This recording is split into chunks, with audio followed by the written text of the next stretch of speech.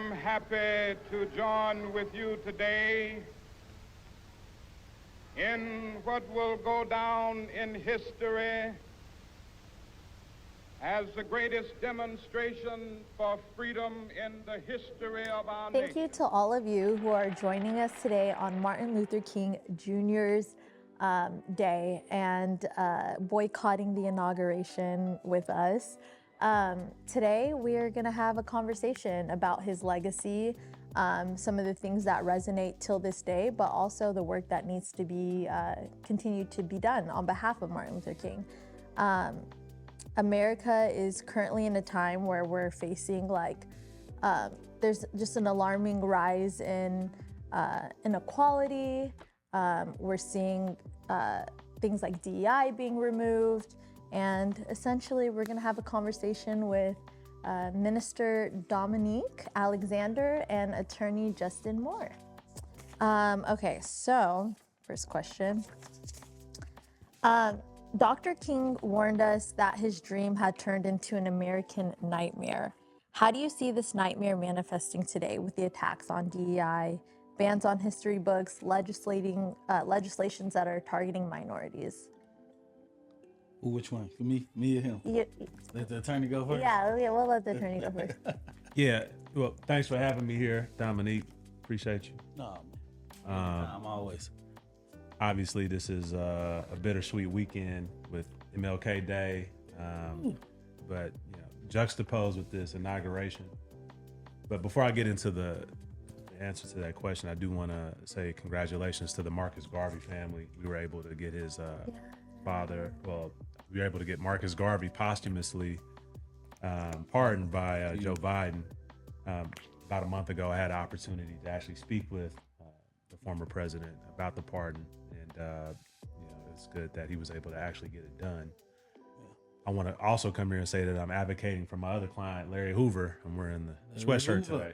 We're in here. We talked to the president or the former president about Mr. Hoover's commutation of his sentence. We weren't able to get that completed, but we're still going to be fighting for Mr. Hoover. So free Hoover.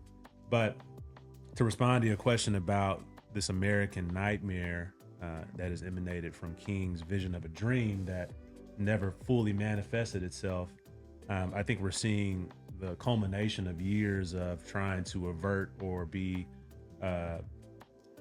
not cognizant of what King's dream meant. So we have the I Have a Dream speech, but you also have his last speech, which was where do we go from here? In which he talked about the triple evils of economic exploitation, racism, and military, intense militarism. Mm-hmm. And we have those things now, right? When we talk about racism and, the incoming presidential administration and the people surrounding that, looking to ban DEI initiatives. You have the Fearless Fund that was attacked over the past couple of years when they were just essentially trying to create a platform and an infrastructure for Black female founders. You also have DEI being stripped from schools. The thing that I'm really concerned about, and King also talked about this as well. So, I mean, obviously this is MLK Day. So if I talk about King in a redundant fashion, it's, I think it's par for course for today.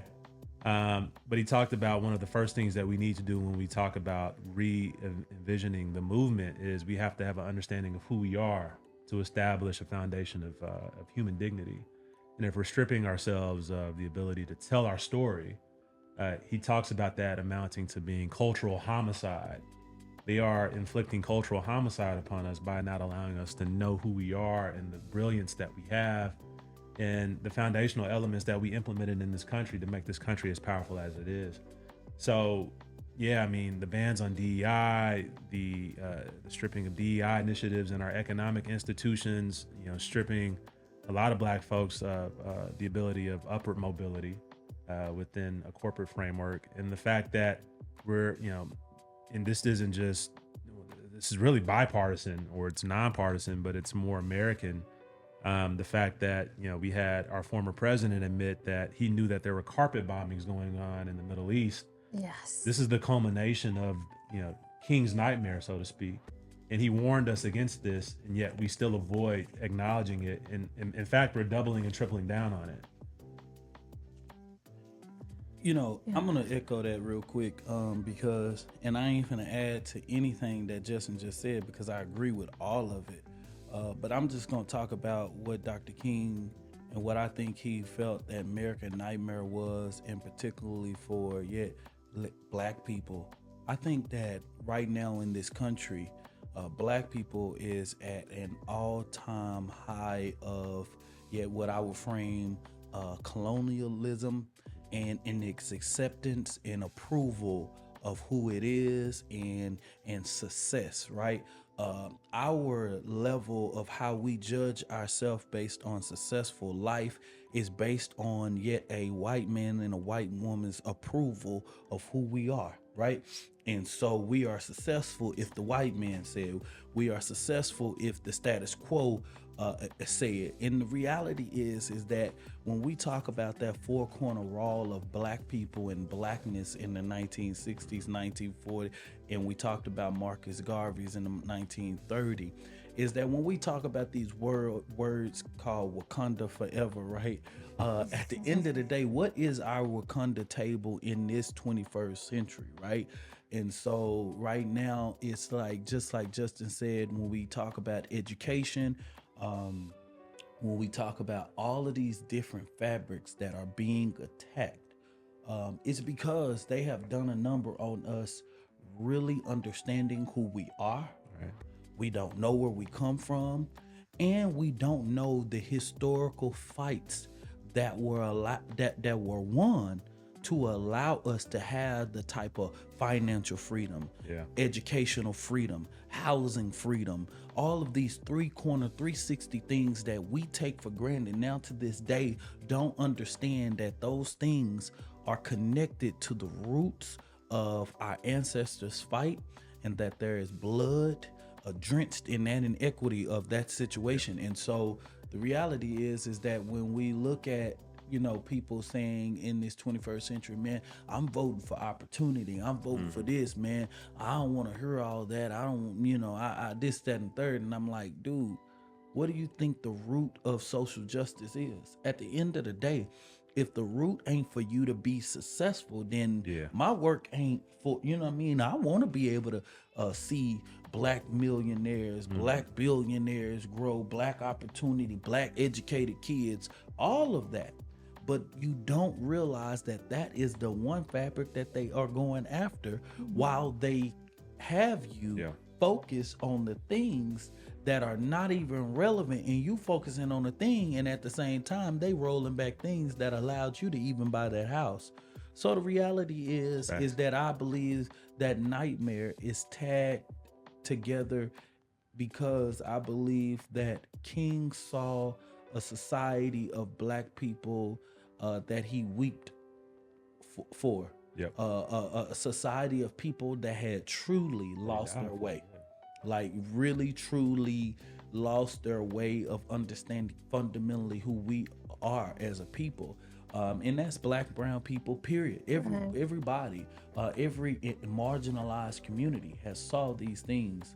And that's the reason why you see CRT, then CRT connected to DEI, right? And so you see CRT because at the end of the day, what is the best thing to rid the community and a future generation of who they are? Is to rob them of their education, rob them of understanding who Fannie Lou Hamer was, Shirley Chisholm, all of these different people, rob them of that knowledge that Fannie Lou Hamer had enough courage to speak on the House floor of the Democratic National Convention, and yet 50, 60 years later, a person named Dominique Alexander can be a precinct chair in Dallas County Democratic Party, right? And Cardall Coleman can be the chair of the Dallas County Democratic Party because of that sacrifice, because that door was open in so many different ways. And so many people don't connect their success right now to get the foundational fight of our ancestors. And so they feel like they woke up and they were born, and yet just success just said, shine on me, you know what I mean? And we just gonna do this. Right. So. Yeah. You mentioned like this, basically like Black people being disconnected from like the history of their ancestors. And then on top of that, you see in schools, you know, with these like removing DEI and removing books and removing like the true history in general of just marginalized people. We see this in the Black community with Native American history, with like Latin history. So with Black people already struggling to understand the history of their people, and then on top of that, you have like an initiative that is purposely trying to hide this history. What do you guys think that, like, how do we ensure that like future generations, that our children who are going to school right now know the actual history and know the truth? Yeah. Well, you know, I don't have children, so I haven't really considered this deeply. I mean, I've thought about it just on the surface level, but, you know, I'll say, and this is kind of just an offshoot of what Dominique just mentioned. I mean, there is a palpable nihilism, like ambivalence about who we are that you can feel, especially when it comes to trying to organize Black folks now.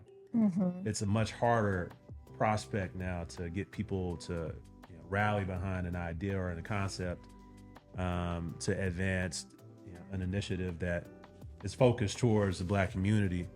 And that's a real concern for me, because we need community to fuel what we do, right? I mean, we can't just show up and, you know, go down to the Capitol by ourselves. And I mean, we can lift our voices for things that we, you know, view as important. But if we don't have that critical mass behind us, it's going to be hard for us to continue to get those same legislative or municipal gains that we've been getting over the past 10 years that we've been working together. So when you think about what does it look like in the future, especially seeing that schools are rolling back, you know, well, CRT isn't taught at the, it's only taught at a post-grad level. I mean, so that's always been a misnomer, right? Yeah. I didn't even know what it was. Right. Yeah. I mean, For real, I first figured out. I mean, I went to HBCU and I first figured out what it was at SMU. So. Correct. I was like, Yeah. am I not informed in the movement? Am I lost? Yeah. I remember when this stuff came out, I was like, what the hell is Bro, CRT, bro? Yeah, bro, it's grad level shit, man. And, you know, Republicans or racist. I'm not gonna say all Republicans are racist. But if you're racist, you're likely a Republican. There's some racists in the Democratic Party, but we're not here to talk about that, are we? Yeah, or maybe we are, but no. We are. Ain't nothing. Hey, listen, we the issue of black people is straight, you know. Right. But the point is, in this salvo I put out on Twitter over the weekend, the biggest act of defiance that we can do right now is to look outward, because everything is telling us to be inward facing. Yeah. You know, capitalism only thrives when people are selfishly motivated. That's so true. But we're getting bombarded from all different types of areas. I mean, the tech that we ingest, it encourages you to stay your ass at home. Right. Right? You're seeing these stories now about people being lonely, friendships being decimated, people not going out, all because they want to sit at home on their phones, only being focused about themselves. Now, obviously, that is the caricature of it, but what does it look like vertically? Right. Vertically, it looks like us not being able to organize, Yeah. us not being able to go to City Hall when we need to advocate for a policy, us not being able to go to, you know, the DA's office if necessary, us not being able to rally folks if a person gets murdered by the police unjustly. Correct. We're living in a shifting landscape, and it's all driven towards high tech, mass media, and, you know, low road capitalism telling us to be more inward focused, and that's only serving the extreme levels of capitalism that don't want us to be congealed at the hip, because that's the thing that can allow us to break this notion of only being selfishly motivated. Right. Community first, that is the thing that we have to be cognizant of going into these next 4 years, because they're telling us not to be that. Yeah. I feel like social media makes you feel like there's this false sense of like you are in community. So even if it's not selfishly driven, you feel like you're in community because you're liking, you're messaging people, you're commenting, you're reposting. So it's like this false sense of community. So kind of going off the shoot here, because I am curious, because I feel like I struggle with this, like, and I feel like a lot of people do too, as far as I do too. activism. It's hard to leave the house when you in there with the heat on. It's cold outside. For real, for real. But like You in that thing. when specifically when it comes to activism, like I know for myself, I wasn't really aware of Palestine until it was posted a lot. So like that is how I got my information on like injustices that are happening, right? The Congo, like all of these things are like shining a light because of that. So I guess I'm curious, like how do we balance like, yes, like being active, but I feel like social media does have, because you're saying we are going into this new landscape, and I do feel like obviously it is capitalism trying to distract us, and the goal is to like. Well, it's not just social media, right? Yeah. I mean, because we have been able to leverage social media for years. It's everything outside of that. It's the algorithms, blasting ads at you, directing you to other shit. Right. It's the Amazon Primes, it's the Uber Eats. I mean, all these things are good in moderation. Yeah. But if you allow this to drive your life and to drive you away from community, that's when it becomes a problem. Right. Okay. Right. That's fair. Your sense of direction, your sense of who you are as a person, becomes yet a huge problem, right? Yeah. And so, with that being said, we see more people comfortable in, yet at the end of the day, the agenda that is going after our fundamental right and creed is yet this local strategy that is going after us in so much of a crazy way, right? That we are seeing rights being taken away from us that we don't even know we had, right? And so, as what he said, it's we're losing our way because it's like people just it's kind of like what I was talking about during COVID. People were so ready to go out the house. They was ready to mobilize. They was ready to do anything. Oh yeah. And at the end of the day, this next 4 years is going to yet protect us if people are willing to get out their own comfort zone. Yeah. And really stand up for the rights of others, so that, like I always say, hey, don't wait till it becomes your daughter, your sister, your brother, your this, right? I've had many people march with me, many people be haters of mine, or whatever you want to call it, literally have to call me a couple of years later because something has happened to their family. And it'd be crazy how, okay, you can put your mouth on me 1 second, right? Yeah. But as soon as something happened in your family, you know who to call, and so that reality, man, is gonna really hit us real hard. Yeah, I remember there was a poem like during the Holocaust. I can't remember who it was, but it was a minister where he was said they went after the socialists, and I didn't speak up because I wasn't a socialist. And they went after the Jews, and I didn't speak up because I wasn't a Jew. And then they went after me, and then there was no one left to stand up for me. So you're right. It's like not waiting until it happens to you, because I feel like white people in America are actually experiencing this right now, where they're like, well, at least maybe people who are more disenfranchised, where it's like, hold on, like, what am I feeling? And the effects of capitalism, right? Where people are struggling, the economy, like, the price of groceries, everything, and people are feeling constrained and like tired. And I mean, we see this with like, even with the whole Luigi thing, and just so many things that you see on the news. And now it's affecting, the middle class white America, and they're now just experiencing it, but it's because no one stood up whenever it was happening to someone else, because you're like, oh, that doesn't affect me because that's happening to this group of people. Yeah. I mean, it's the intersectionality of this moment. I mean, it's kind of hard to wrap your head around, but there are so many different groups that are feeling that too. You have the middle class whites, you have some immigrant groups as well. You also have the bourgeois blacks too, who have paid lip service to this movement for so long, but now they're starting to realize, like, oh wait, what our frontliners have been talking about. My job is it's been prescient and it's been prophetic. And him and I talked about this right around the time, it might have been right after Election Day. The conversation was like, oh, well, looks like folks are about to start calling again. All right, because they realize that getting along to get along is not a good plan for our community. Right. That's a good plan for you. Right.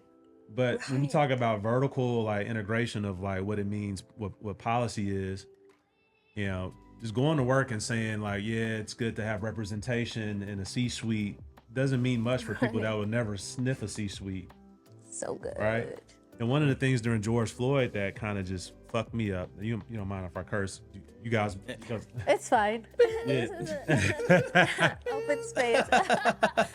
One of the things that kind of just messed me up during George Floyd was here you had this poor brother from Third Ward who might have been dealing with a mental health issue, might have been dealing with substance abuse issues, but nevertheless he was in poverty, abject poverty. He gets murdered in Minnesota, in a blighted part of town. And the people who really won from that were prominent black folks, right? And all the messaging that you saw was, you know, especially coming from corporate America, was we need to start instituting these programs to make sure people have access to C-suite positions, which is true. Yeah. That needs to happen, but we're building this on the back of this poor black man that never would even had an opportunity of getting hired to be the janitor in the building that these companies were housed in. So to a certain degree, I think we've done ourselves a disservice by leveraging moments for personal gain. And these are roosters coming home to roost, or chickens coming home to roost at this point. We've been operating in this fashion of mimicking white capitalism for so long within our own culture, and the white capitalists said, well, you know what, you guys are just really just doing what we've been doing. Mm-hmm. You pulling the wool over our eyes, but we're just going to call bullshit and just, you know, eradicate this whole program because you're really just lining your pockets up using the death of poor black men and women to make us feel bad about you not getting access to the C-suite. And we have to start thinking about what are we doing in these movements that's bastardizing the movement, Right. leveraging the deaths of these poor black folks and making sure they're not dying in vain. And we've just been poor stewards of that. So with that being said, and looking back at MLK's legacy, from an organizing point of view, what do we do now? Where do we go from here? Man, I think I told some people this the other day. We're going to have to basically go back to the original foundational principles of what it means to be black in America, what it means to be oppressed, what it means to be a marginalized community, and just really researching the history. You know, like, you remember our parents used to always say this word, there's nothing new under the sun, right? Mm-hmm. And the reality is that even when we talk about Project 2025, it's nothing but a white supremacy manifesto. And that manifesto is rooted into their great grandfathers, the history of this country. These guys didn't create nothing new. They just knew more about our history than we knew about ourselves, right? They knew about the historical gains that we had made, right? They knew that these laws were put in place because black and brown and black people fought for these things. We didn't, right? And so you see literally Project 2025 talking about everything, the whole 360 impact of the American life in every different way, from housing, education, economics, all of those different things, the full circle of humanity, right? And they're breaking these things down, right? And so we gonna have to do that same way by informing. But in this day and age, where there is so much disinformation that is at our fingertips, right? Where people can get this video and it sounds good, and people bamboozled on this word, right? Like as if facts don't even matter anymore, right? It's kind of like when Trump said, hey, back in 2020, I remember when he tweeted and said the stimulus checks to individuals in America was yet handouts, right? Mm-hmm. But yet at the end of the day, hip hop's little favorite artist, Sexy Red, went on some type of podcast and say people love Trump because Trump gave stimulus checks. Well, the reality is that was actually false, right? Right. But how many people, because Sexy Red and such other people done said this misinformation, how many people actually believe that, right? And because some of us, some of us that have a great income, we think in our own box and we're like, oh man, $1,200 check, people really voting for a person over $1,200 check. Yeah. But the reality is that me and Justin, we far from we far from a broke day. But the reality is that there are so many people that live in poverty. Well, that $1,200 means something, right? Oh, yeah. But at the end of the day, we got to make sure that you know the truth. At the end of the day, it was Trump saying it was a handout, and Trump knowing that he wanted those corporate bailouts. Right. And then he gave in. And then when he realized how popular it was, he then held it so that his name can be yet written on the check. And this is yet indicative to Doing that with TikTok right now. Yeah, I was just about to say that. And Literally. so last night, Literally. I literally put out a statement. I put out a statement on the fact that people are literally like going to be praising this man about what he's doing with the TikTok stuff, right? And I just felt like, y'all, when he was the wake up, first y'all. reason why we're in this place in the first place. But hold on, let's open our mind up here. Yeah. Where in the hell in the history of niggerdom that this has ever happened where a company puts out a literally paragraph and say, thank you to Trump and we're looking forward. Man, that was orchestrated. Right. That was intentional. Right. That was yet something that his campaign team literally put together so that he could be displayed as the hero right before he's sworn in. Right. Yet at the end of the day, that's just like this man written over 100-year history of being sworn in outside of the Capitol. And now he has people inside of the Capitol Rotunda as he gets sworn in because Trump does not want to look like a failure in any kind of way. He wants to look like the hero, how he's done it. You have the biggest level of narcissism in the White House right now, like never before, right? And so you got TikTok saying thank you for Trump for restoring after probably 10-hour blackout. And it's like, okay, literally dude, a show. why did you black out? Because if you were gonna just wake up the next morning just to do it, then that was a plot. But the average person won't even look at that and say, man, you know what? That's some games over here. That's some real bullcrap games. And so when we talk about Dr. King's legacy, man, it's really, oh man, we in a tough spot. We in a tough spot mentally and just overall, because man, people just we in a tough spot that it's gonna take each and every last one of us to educate the minds of our people in realizing how culture and so many different things have yet just is leading to our ultimate demise as a person, and we are so far disconnected to the history of the people who sacrificed before us.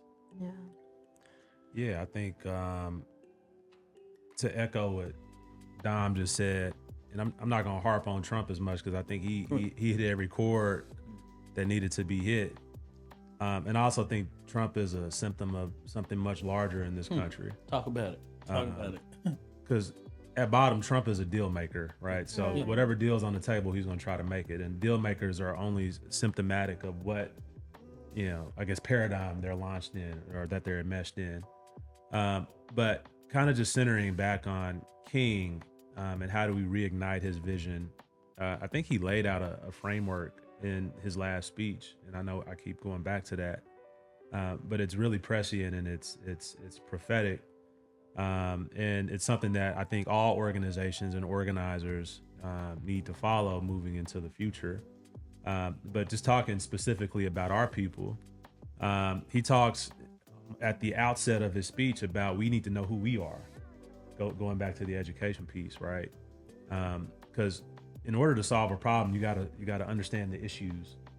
And to understand the issues for Black people, we need to know who we are at a very visceral level, and then figure out how are we being prevented from achieving our full level of dignity in this country. And that's how you understand the issues that are preventing us from doing that. So when I think about that, I think about the fact that Black male mortality is the lowest. Black female pregnancies are extremely dangerous. Yeah. The fact that Black men are the most incarcerated group in this country. We are the chronically most underemployed group. Black women earn the least, so they get jobs, but they earn the least in their jobs. We're chronically undereducated. Our schools are dilapidated. Almost every vertical statistic in this country, we are last at. We have to meet these stats soberly. Social media can allow us to be in this state of, fanaticism, so to speak. It's fantasy, right? We live in a fantasy world in which we were able to kind of divorce ourselves from the reality that our group and our lot are coming up last in every major statistic.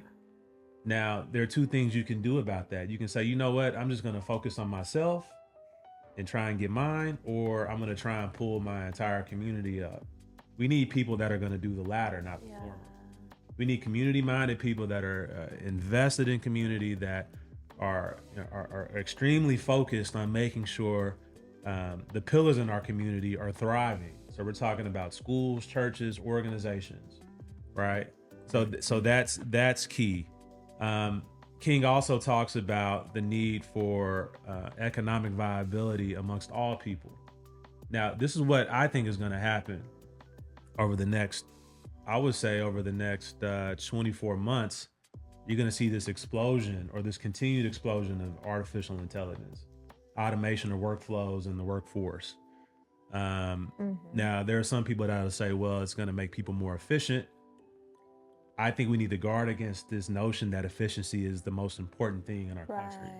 Right? You see the Trump administration announcing this inaugural Department of Governmental Efficiency. And I'm not against efficiency, but efficiency at the sake of humanity is an extreme problem. Because at this point, you're going to start looking at only margins, profit margins, cost margins, etc. And people are going to be items on a balance sheet. Correct. And what do you do with a balance sheet? Right. You eliminate all liabilities. Correct. Right? And you only highlight your assets. Correct. And if people in the workforce are going to be mass liabilities for these large corporations and cities, because cities are implementing AI as well, you're going to see a large scale exodus from the labor force. Right. Forced exodus from the labor force. Because you remove the fact of, why did we do this? Why do we give Social Security benefits? Exactly. Why do we keep farming going? Exactly. Why do we subsidize agriculture? Right. But let me finish my thought on that. Right. So this country, at its essence, started as a country that thingified humans. Yeah. Exactly. Right. Exactly. I don't know if obviously, we're not in that time, but if I had to put a thought to it, I would think a slave owner's understanding of slavery was, I need cheap labor. Or free labor, right? Where am I going to get it from? They tried it out with the Irish boys, the white folks, indentured servitude. Didn't work. They tried it with the Native Americans. Didn't work. They landed on us. Right. And they were able to lock us in slavery for 244 years. Right. And after that, we were chronically underemployed since. Now you have this advent of automated workflows coming into not just private, but also public economy. And the first people that you're going to start seeing getting fired are going to be minorities, right? Now, I don't know if we can stop that from happening, because AI it's a beast, right? Mm-hmm. But what King also envisioned, and you're starting to see some politicians talk about this, is a basic universal income. Or universal basic income. Yeah. And that is a part of King's vision, right? That was a part of his last speech. Because poverty is so pernicious, it's so evading. We're not going to be able to elude poverty. It's going to hit. The only way you can do that is through policy that cares about humans. Right now, we're talking about policy that cares about expanding AI access, people getting access to these super chips that can, train these large models quickly, these large language models quickly. But you don't have any conversation about what are we going to do to supplant these folks that are in the labor force that won't be in the labor force in the future. Working families. But it's not even just working families anymore. It's mid-level stuff. I mean, Mark Zuckerberg talked about mid-level developers going to be they're going to be out of a job to a certain degree. I work for a tech company. I see it. I mean, you work for Accenture. For the past 15 years, we talked about getting our kids enrolled in STEM education, teaching them how to code. They don't need to code anymore. Right. So so you see a lot of black folks having these nonprofits, advancing STEM. Like, what do you need STEM for when you got a large language model doing this shit for you? Correct. So our government has to think about what are we going to do with folks that are going to be displaced, because it's going to happen. Yeah. And my estimation, 2 to 4 years, we're going to see a drastically different workforce. The marketplace is going to be drastically different, and if this government didn't get in front of it. And I don't know if that's going to happen with Trump in office over the next 4 years. I doubt it, because he surrounded himself around tech billionaires who only care about increasing their markets. It's a race. It's a race to who's going to be the first trillionaire. Right. Not who's going to take care of the most people. Right. Correct. And that is the problem. So for us as organizers, we got to make sure our people know on a very deep level who we are, where we come from. Also understand the issues that we're faced with, and then take those issues to fuel our thoughts into how do we organize people moving forward, and what are we organizing them for? It has to be a radical reimagining of what the movement looks like, because it's not the old battlefields of yesteryear. Right. Now we're fighting on the forefronts of high tech shit. Right. Yeah. And we got to understand that. And you see now, like you mentioned, like getting into AGI, once we get there, it's like, we'll just see we don't know what it will look And like. who profits off of that? The people that own it. Exactly. And the fact that people in Congress are 60 and up, we see it even with what's going on with TikTok today. They barely have an idea of how this works. One of the congressmen asking the CEO, does TikTok use Wi-Fi? Like, it's like they're just, and so it's like, all this technology is moving so fast. I don't know if we can even catch up and create policies in time to protect people. But here's the last piece of that, and I'll rest. But we need political and economic power. Yeah. The economic power stems from putting people in office that understand that the labor market is going to be vastly different, but people still need to have money. Yeah. The political power is a little bit more complex, because we've been putting black folks in office who get there and don't do shit for us once they get there. They're only propping up their own profiles and platforms, right? Let's go viral. I mean, I ain't saying names. Because this has been the case for years. It has. You dig what I'm saying? It has. I mean, for years, bro. I mean, you have people come into our communities, white and black and other, saying that they love our communities. But once they get to DC, it's all about proximity to power. It's not about bringing that power back to your community. And we need to start putting people in office that understand that that's what we need at this very important moment. Right. Because we're at an inflection point. You got these wildfires, you got these extreme weather events, you got AI, high tech shit, you got people, you got the wealth gap widening just rapidly, and you're sending these motherfuckers to office who only give a fuck. You're sending these people that go to office that only care about themselves. I feel that. But that goes back to what I said earlier. People are only concerned about themselves. It's individual achievement. Right.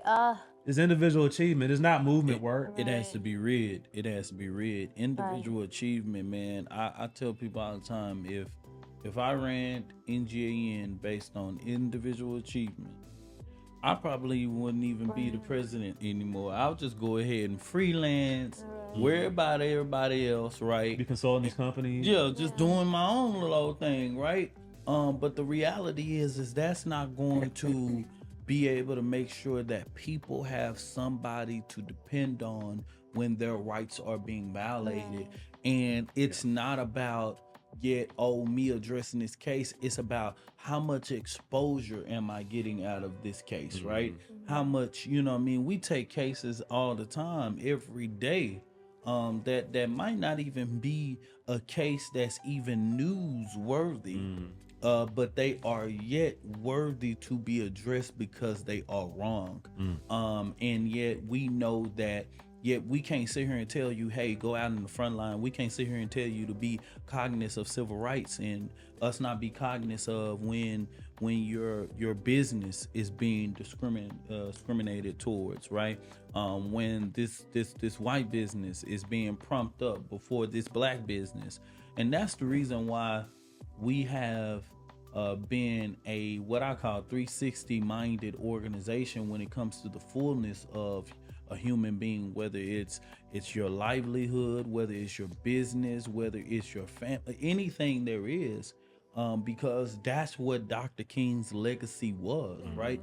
If you saw the initiatives that Dr. King created during his life, you talk about Jesse Jackson when he put him over Operation Breadbasket. What was that? That was the movement, understanding there is a responsibility in corporate America.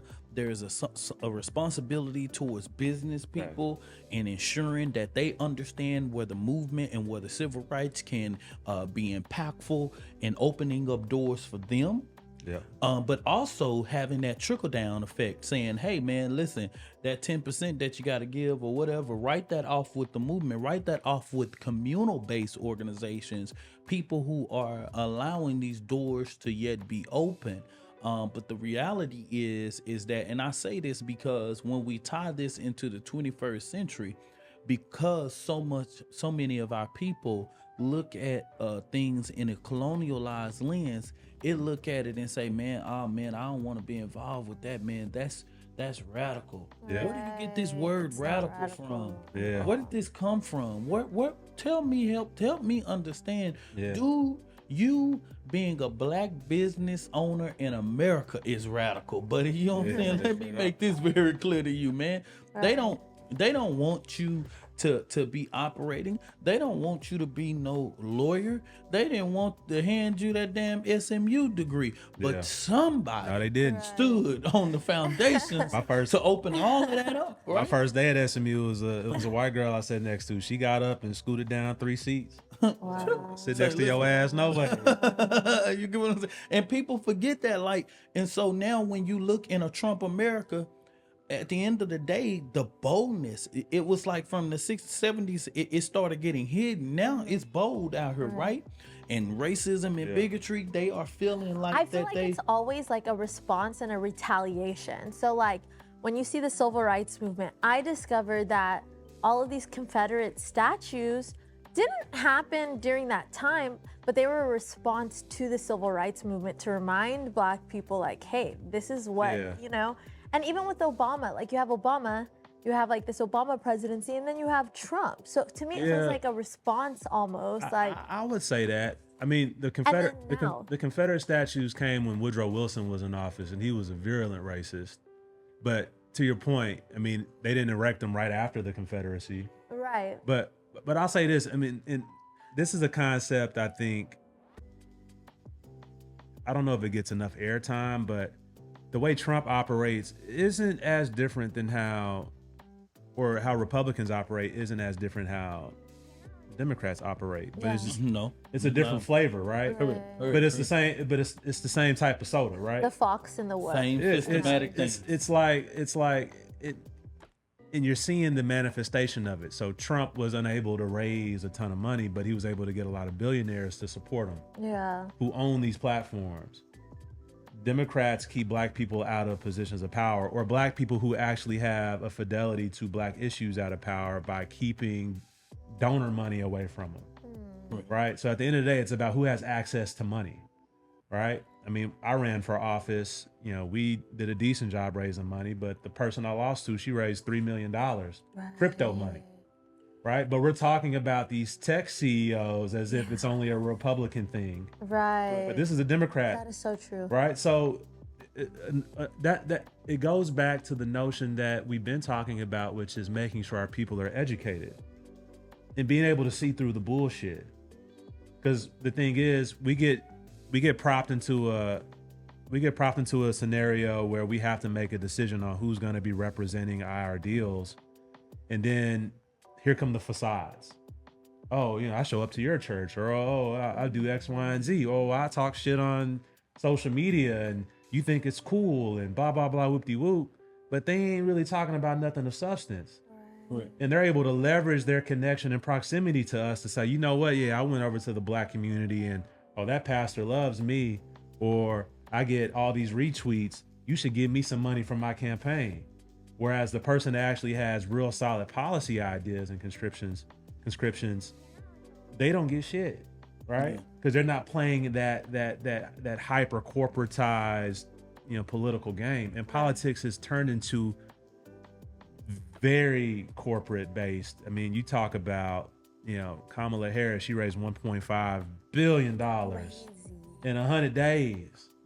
Right. And I'm not railing on Kamala Harris. I'm railing against the political industrial complex that keeps Black people like us, or minorities, or folks who have a vision for community building, locked out of the political process. So we have to also address that.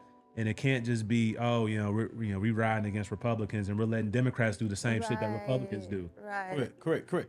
And the reality of educating people on why is it failing? Why is it blocking working families, working people who have lived experience from public office?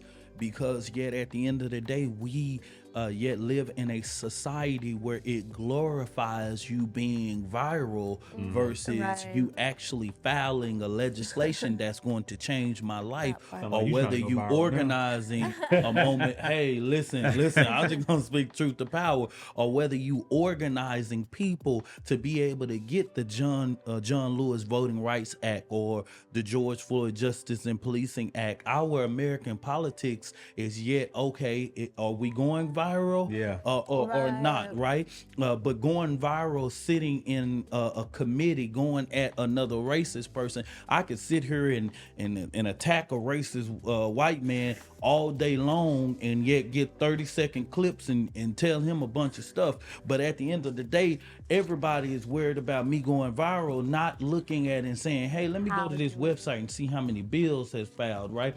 How much resources is being brought into this district. And that's the same thing when you talk about the presidency, right? It's like, I remember they were asking this question to Kamala Harris campaign team a little bit afterwards. Yeah. And they were asking, why didn't Kamala Harris go on Joe Rogan's show, right? Yeah. And I was like, who died and made him Barbara Walters? You know what I mean? Like, what's going on? Like, I'm sick of seeing this. This is the epitome of now we, you know what I mean? Like now we got to go on Joe Rogan show. That's interesting. I think that shows the weird space that we're in right now. Yeah. People are wanting authentic candidates. Yeah. And we live in a microwavable society now, right? So we think we put this person here, then immediately they're going to be seen as authentic. Right. They've never been that. Never been that. That's so good. But I'll say this. This is why I kind of stray away from talking about just specific individuals, because I think they're just symptoms of the problems that ail us, right? Even with celebrating MLK Day, I have a huge issue with it because we've turned him into an avatar. He's not even human anymore, right? Yeah. So it's like, for me, me studying MLK at Morehouse, I've had some of the people that marched with him, serve as my professors. Having that backdrop of being on the hollow grounds that he walked when he went to class, sitting in the same classrooms, me having a very intense relationship with his teachings as someone that's enmeshed in the civil rights fight now. Yeah. It's hard for me to think that he would want this day to be what it is. No. So I kind of feel like I don't even want to celebrate it anymore because it's created these other avatars. Trump is an avatar. Some of these other folks in office are avatars. They're chasing clout. They want to get heralded as these great figures, but they don't want to do the work. The problem is MLK did the work and got heralded. Right. But now his whole legacy is being bastardized by the avatar because people are only chasing avatars now. They're clout chasing. Right. You see it in the movement, Man, listen, bro. listen. You see it in the movement. Man, I see it every We see day. it come and go. Dog. Hold on. Let me tell you this.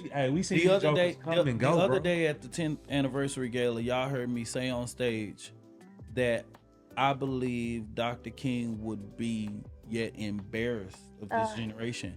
And then I woke up and ashamed of this generation. I woke up today and his son, MLK III, said the very exact thing yesterday. You know what I mean? Truly embarrassed in this generation, because man, when you look at the foolishness that is being said and what people gravitate to, and it's like, and then they have the audacity to yet come after the individuals who are actually doing the actual work. And it's kind of like, man, we got a 360, man, when it even come to like the everyday people getting themselves involved. I talked about the other day, there is always something for somebody to do.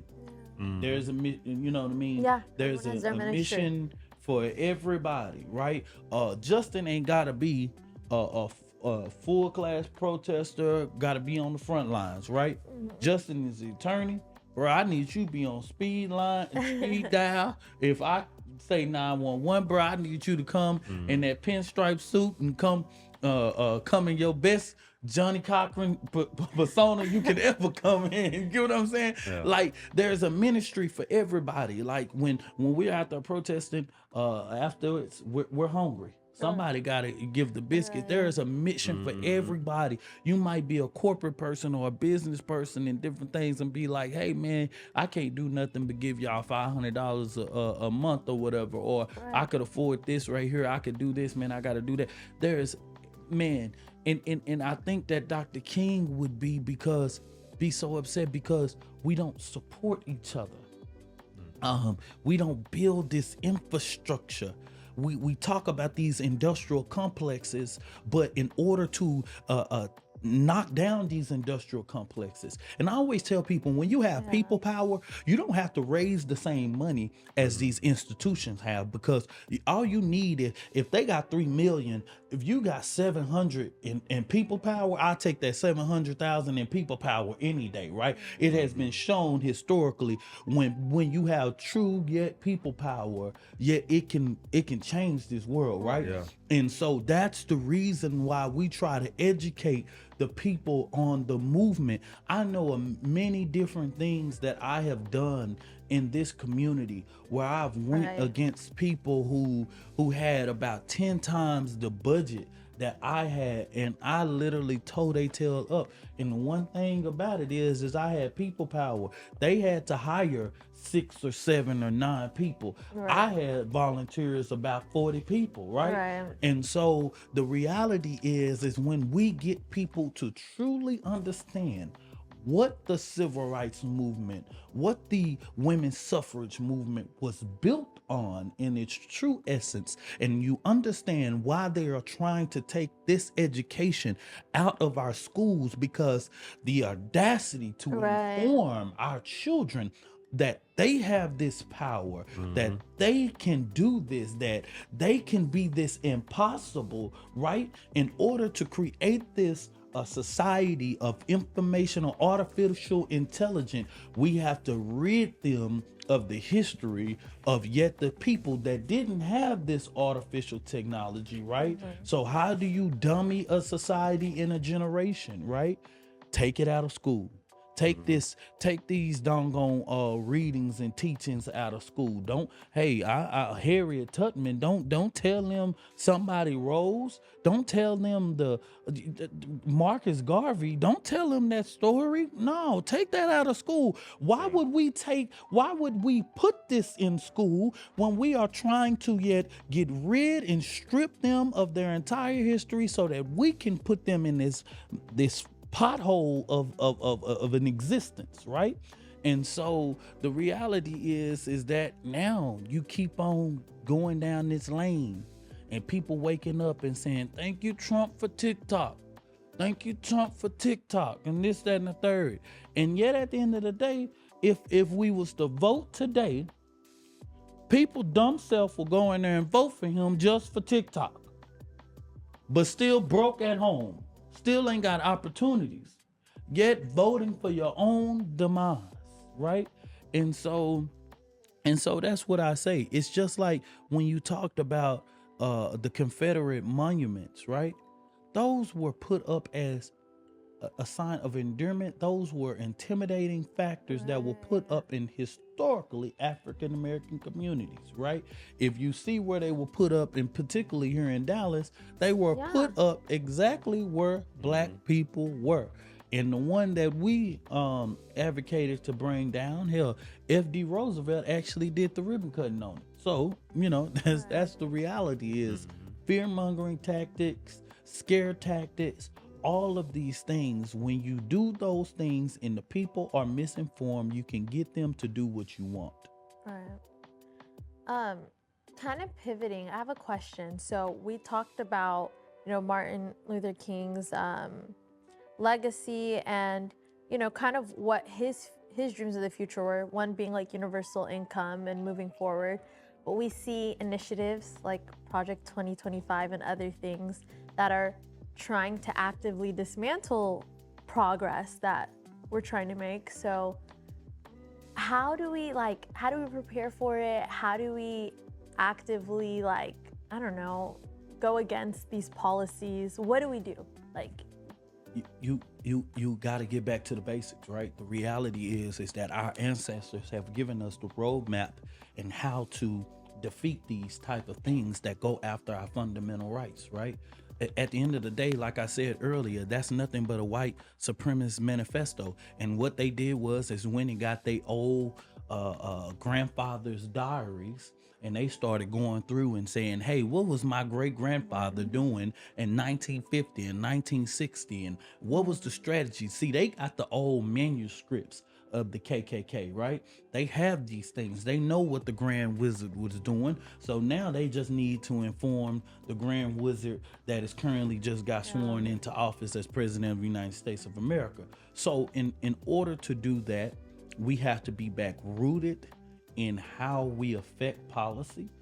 But practically, what does that look like? Like for a person who's sitting at home and they're like, I'm just a student, I go to SMU, or I just work in tech, or I'm just a waitress. What does it look like practically? Like, I'm scared about this presidency. Project 2025 is coming. What do I do? Like, what practically my single self can do? Like, I guess, join community and stuff, but what does that look like practically? But just don't join community.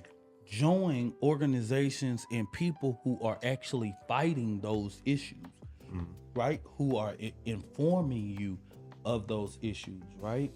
But also educate yourself, right?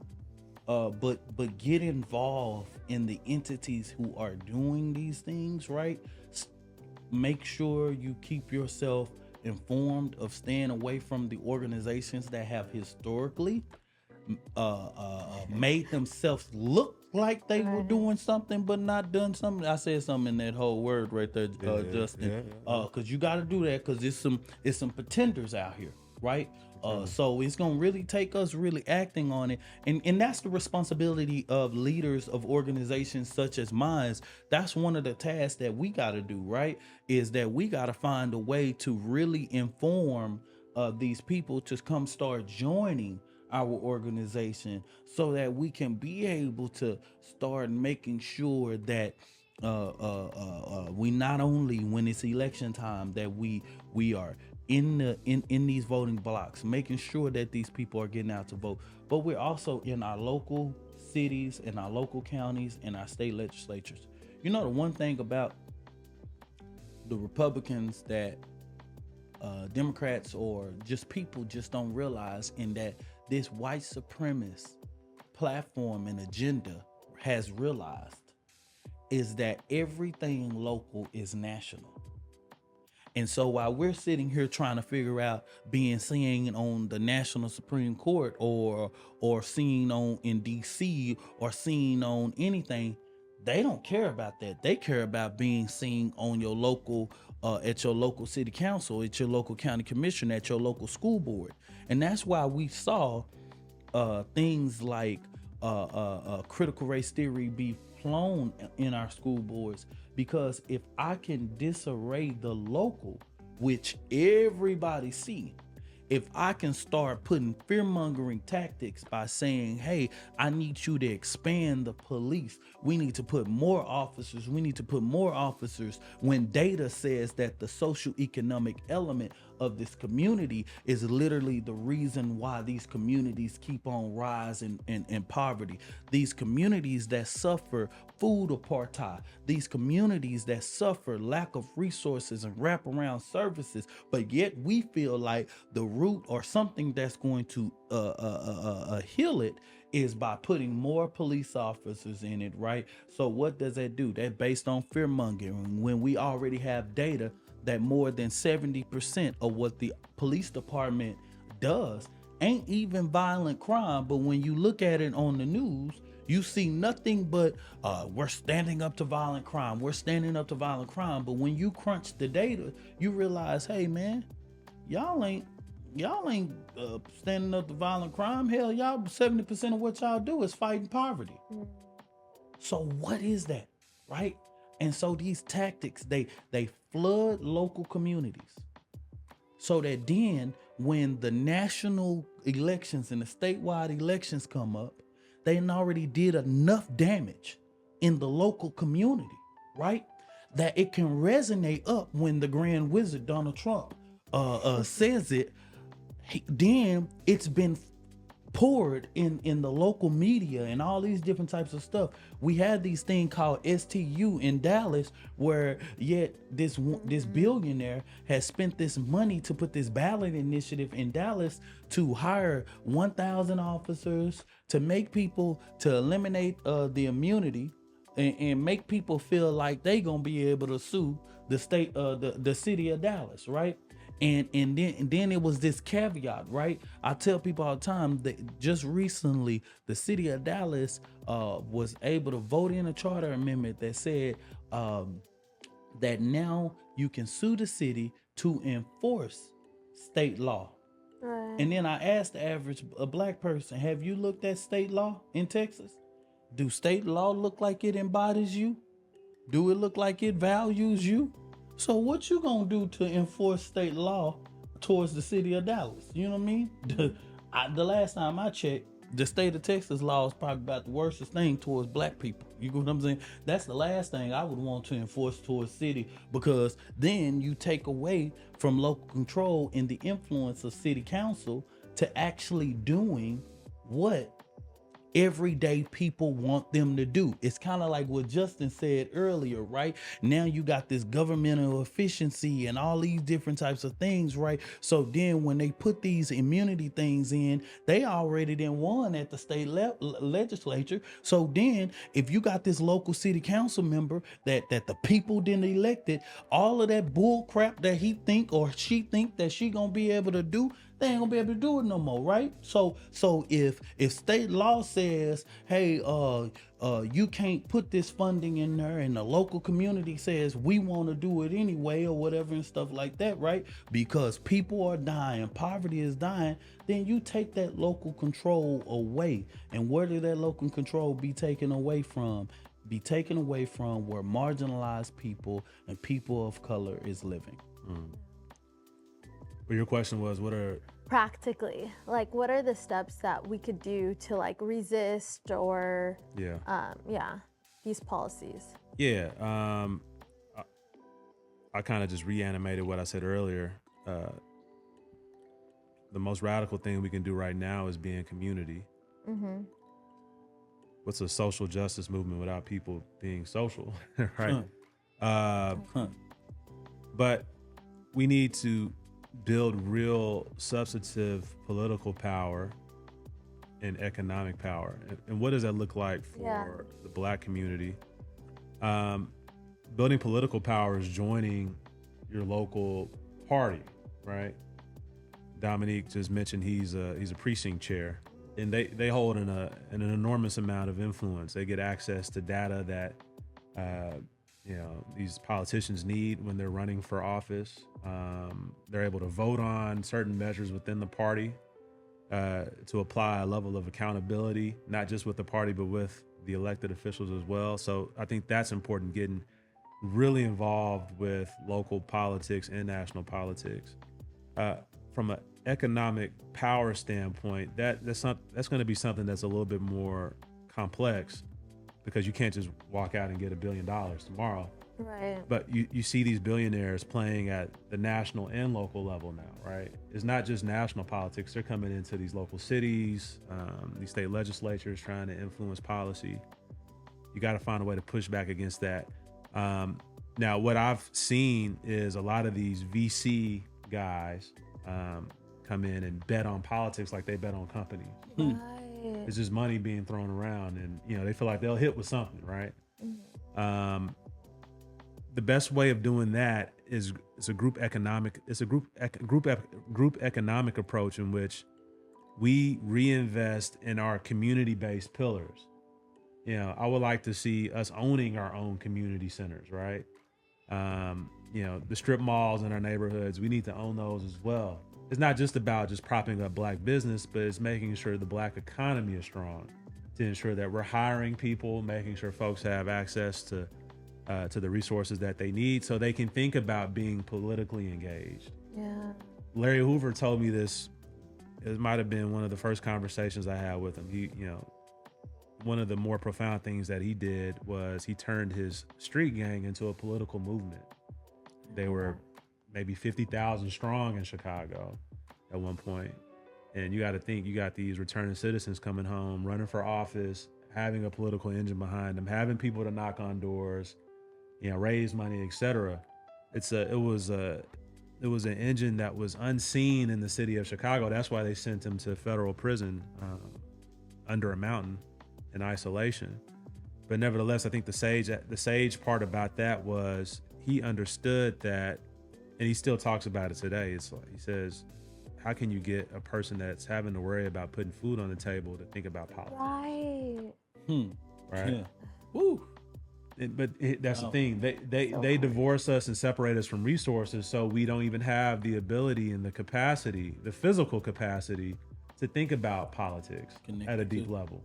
Who's gonna show up to a precinct chair meeting if you got to work 15 hours and then you got to go work a second job? You ain't got child care, right? Your mama or your daddy's sick. You got to take care of them. You can't afford, home health care, right? I mean, you get saddled with all of these like external factors coming at you at once, and you can't think about the thing that could actually free you, which is political power. So I think it's twofold. It's a double-sided coin. We need economic power to get political power. And I think now we talk about the wealth gap widening rapidly, but at this moment in time, we have the largest amount of Black wealth that this country has ever seen. Now it's concentrated, and these Negroes get this money and they go out to prosper and et cetera, and leave the hood and don't want to reach back and try to provide those resources. But we need to encourage them. If you really care about our communities being decimated by very dangerous policy, you need to reinvest in your community. I ain't just talking about buying rent homes. Right. Yeah. And being landlords and slumlords and, kicking people out and evicting folks when they can't pay the rent. I ain't just talking about that, because you see that online now too. You talk about folks, you got to get your property up and, get your mailbox money, and, people can just pay you just offer rent. I mean, that's exploitative capitalism, right? We need to stop thinking about exploiting or exploitation, mimicking white supremacy, and think about how do we apply a group economic framework in which our community benefits from us being successful, and we're able to create more successful people that can actively turn into political leaders that can fight for the things that we need on the ground. Yeah. Is that a practical application that can be applied immediately? No, but it's going to take organizing. So to Dominique's point, join your local organizations that have been doing the work. And I also want to task these local organizations as well. You gotta upgrade your mission and vision. Yeah. Like what you guys are doing. Yeah. The fact that you have a podcast studio, you're engaging with technology at a level that's going to be meaningful to the people that you serve. You see some organizations shy away from it. Right. So, I mean, I have a social justice-based AI company as well, and we've been engaging with some large nonprofits. I'm not going to say names, but immediately when Trump won, they wanted to unleash like these mass communication campaigns and these other types of advocacy campaigns as well that would benefit from AI. But they have this aversion to it. Oh, we don't want to use it because it's going to make us look bad to our constituent groups.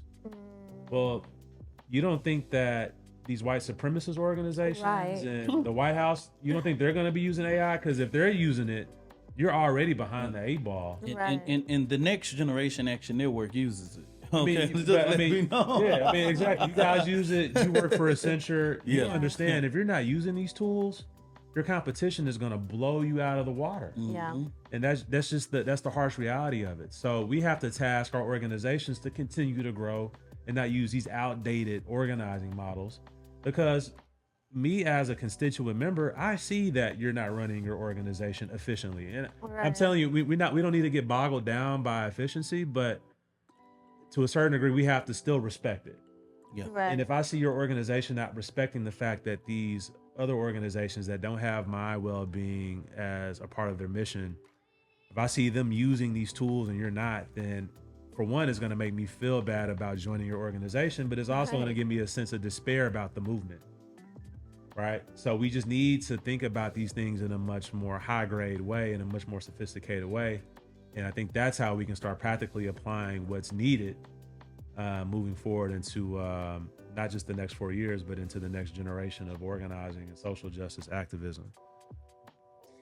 Okay, so I'm gonna ask, I feel like we can talk about this literally all day. I have so many questions for both of you actually, because I'm learning too, and I know a lot of people at home are learning also, but I'll ask this final question as far as like prioritization. Like we kind of talked about like getting connected with our, local organizations, getting plugged into community, and that's how we kind of help dismantle these harmful policies that are coming our way. But I guess what is the most pressing issue? I'll ask you, Justin, then I'll ask you, Dominique, that you feel like that we should tackle. I think it's workforce development. Joblessness, the job market, labor market is being decimated as we speak. And it's being decimated under our noses. We talk about being isolated from community.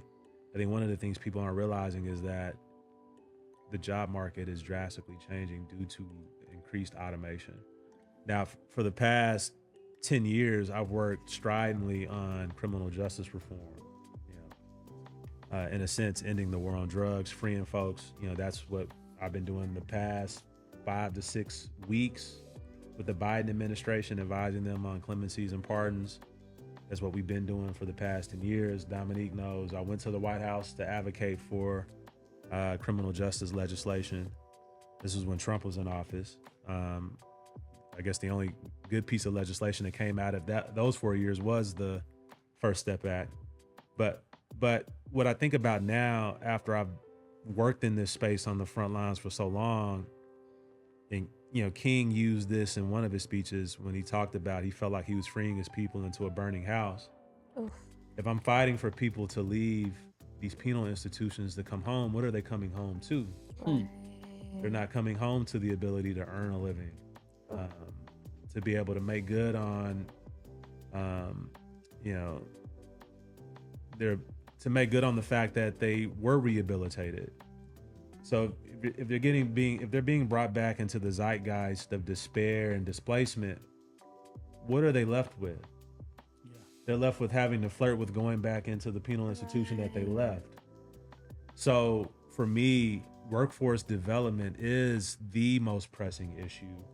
I think it's the civil rights issue of our moment.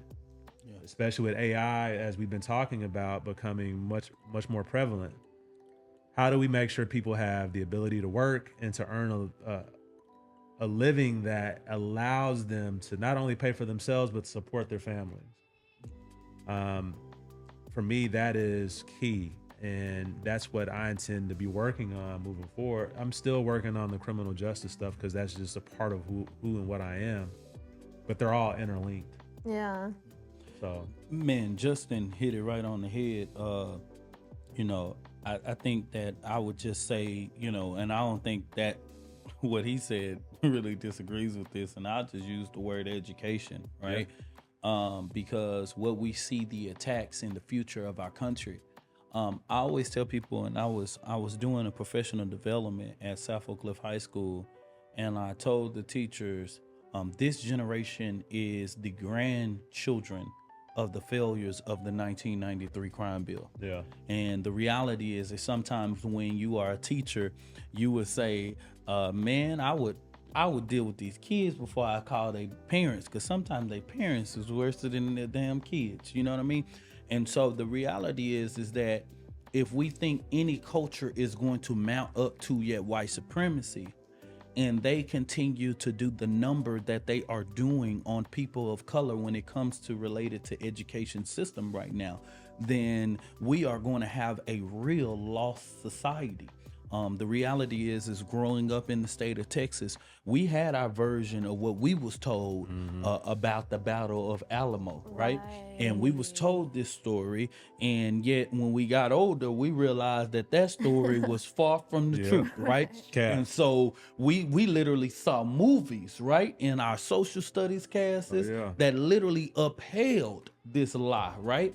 But later on, we found that was really a total 360 lie, and they had manufactured it. So think about that related to yet this society and what they're going to be able to do with the children that are now 10 years old, 11, 9 years old in that future society, connected to making sure that they prepare themselves for the opportunities of the future workforce, whether that is college for them, whether that is a trade, the fullness, really informing them on that, right? And so, like, even with as a formerly incarcerated person, and even what Justin has said, it's educating people that we spend more money on yet policing, we spend more money on prisons, we spend more money on things that does not even matter to yet the promotion of the welfare of our people, then we spend more money on their downside. And the reality is, it takes $3,000 to $8,000 to educate them, and $40,000 a year to actually imprison them, right? And so, as we put these education and we educate people on what is currently going on in our society, right? You know, I hope that those facts wake people up. Right now in the state of Texas, we are yet the 39th state in regards to school funding, but the second largest. And yet we have schools having to be closed because we have a governor that is saying rich white folks should have a voucher that is spent and paid for by our education system. And yet what he did was he held the school funding hostage for 2 years, and yet critical funding towards violence, critical funding towards mentorship, empowerment, ridding our children of drugs and the use of drugs at so much of an impertinent age, these programs in critical neighborhood schools had to be closed, right? And so when we live in a country where yet school shootings are so prevalent, right? It's crazy. This man has more of a right to his gun than I have a right to the books in my classroom. And so that's the America that we live in. And so that's when we paraphrase this into King's legacy. This is why we will say he would be yet ashamed to the things that we just become just allowed to just be the norm of our society. And you know, I just be like, man, it's really sad, because you know, I just tell people all the time, man, when we rise up in this generation, and I hope that, and I just know, because a lot of my mentors, and I know me and Justin didn't talk about it, it's gonna get worse so bad before people wake up. And for now, it's like, I'm not finna argue about you with this new president and this new agenda. That's much like what Justin said, is much larger than him. The person who he appointed to the office of budget and finance is more dangerous to me than Donald Trump. His chief of staff is more dangerous to me than Donald Trump, right? Elon Musk is more dangerous to me than Donald Trump, right? You know what I mean?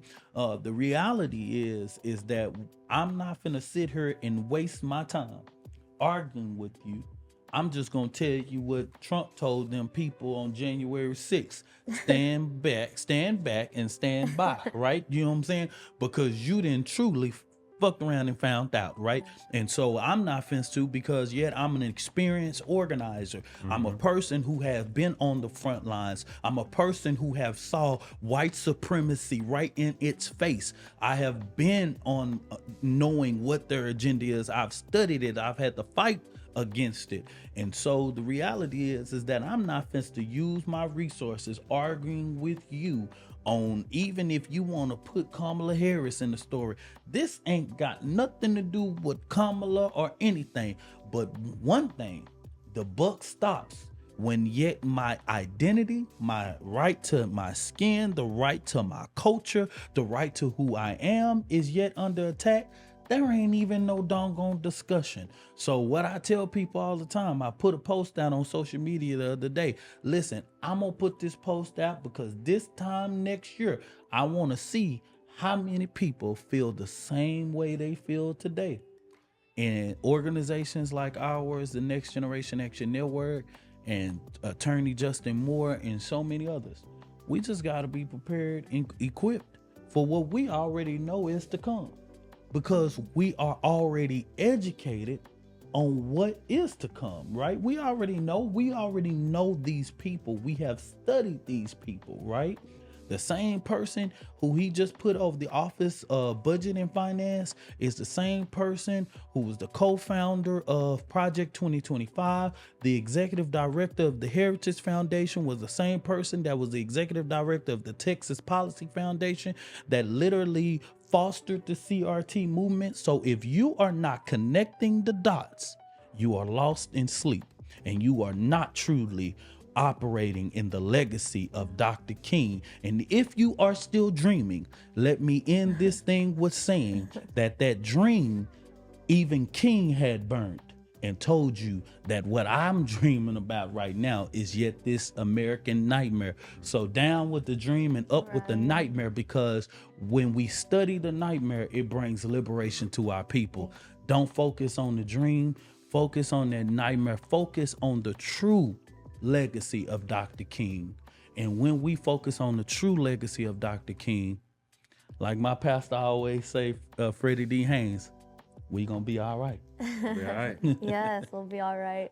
Thank you both. Thank you so much. Civil rights attorney Justin Moore, our president of Next Generation Action Network, Minister Dominique Alexander.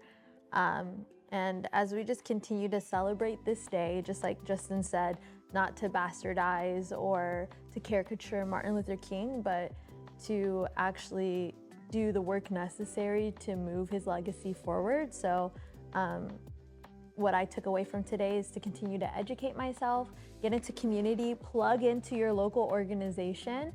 But thank you for tuning in, and let's continue to do the work and make Martin Luther King proud. Thank you.